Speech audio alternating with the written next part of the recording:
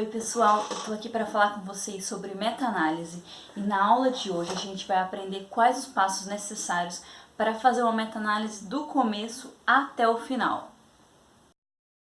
O primeiro deles é a criação do desenho experimental. Cada um de nós, então, tem o nosso conhecimento prévio, que a gente encontrou na literatura da nossa área, e esses artigos que tentaram responder a mesma pergunta, normalmente eles trouxeram respostas divergentes, contraditórias. E é assim que a gente tem a nossa pergunta, né? Por que esses estudos têm respostas contraditórias? Então, quando a gente decide a nossa pergunta, como por exemplo, eu vou citar aqui para vocês, qual é o efeito real do treinamento de força nos marcadores inflamatórios de idosos? Aí eu preciso voltar na literatura para ver o que tem sido feito em relação ao treino de força, idosos e marcadores inflamatórios. Então, nessa meta-análise que eu vou usar de exemplo, a gente passou por essa situação. E aí, o que a gente encontrou na literatura?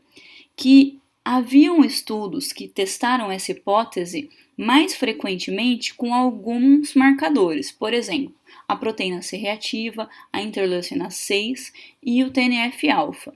Então a gente identificou que só poderia fazer uma meta-análise com esses três marcadores, não era possível ser realizada com outros marcadores. Então, depois de fechar essa pergunta e definir quais foram nossas variáveis, quais serão elas, a gente vai para o segundo passo, que é a revisão sistemática de literatura. Essa revisão, a gente precisa fazer uma busca sistemática, definir nossas bases de dados. Aqui no exemplo, a gente utilizou a Medline. E aí, criando nossa busca, a gente vai vai partir de alguns estudos, no caso aqui 342, criar os nossos critérios para exclusão e inclusão. Então, nós não queríamos estudos com animais, revisão, estudos que não eram escritos em inglês, que não utilizavam o treinamento de força como única variável de intervenção, por exemplo, associar uma dieta. Então, dessa forma, a gente foi filtrando e chegou aos nossos 13 estudos que foram inclusos na nossa meta-análise. O terceiro passo é a coleta de dados. Então, vou dar um exemplo aqui para vocês. Nesse estudo, eu tenho a proteína C reativa, que é uma variável que ia entrar na minha meta-análise. Então, eu criei a minha tabela, aqui no caso com a PCR, e eu preencho aqui média, desvio padrão e N, do grupo tratamento pré e pós e do grupo controle pré e pós. Então, eu vou lá no meu artigo original, procuro onde está essa informação e transfiro para a tabela.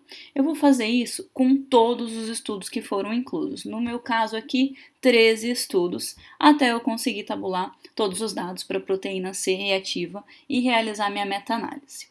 O quarto passo seria a própria análise de dados.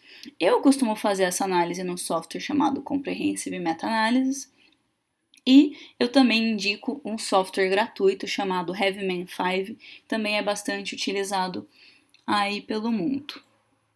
E o quinto passo e último seria a escrita do artigo, que existem vários componentes, em uma outra aula eu vou falar mais detalhadamente sobre isso. Mas o que eu queria concluir aqui para vocês é o seguinte: cada uma dessas fases tem uma duração diferente.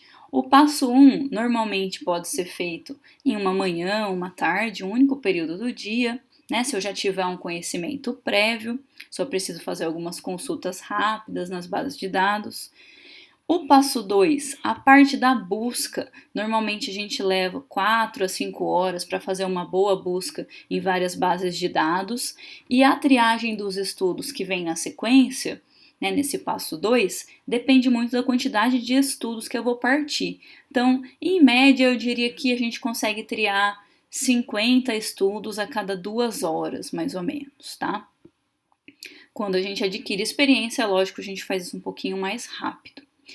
No passo 3, a coleta de dados também depende da quantidade de variáveis, mas eu tive uma experiência recente onde eu e mais 2 colegas conseguimos coletar dados de 80 estudos em aproximadamente 5 horas. Então, e eles não tinham experiência nenhuma com essa técnica. Então, eu acredito que é algo bastante rápido também. No passo 4, uma pessoa com experiência consegue rodar uma meta-análise inteira, se tudo estiver tabulado, prontinho, em no máximo uma manhã também, um período de 4 horas, tá? Isso pensando aí em umas 3 variáveis e uns 10 subgrupos, tá? Que a gente vai ver mais para frente em detalhes.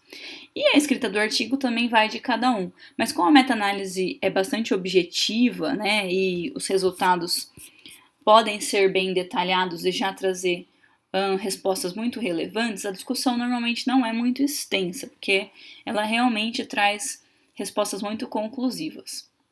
Então, eu acredito que é possível escrever um artigo inteiro, quando você já tem os dados, as tabelas, tudo prontinho, em no máximo 3 dias, tá? Então, esse foi o resumo de como fazer uma meta-análise em 5 passos.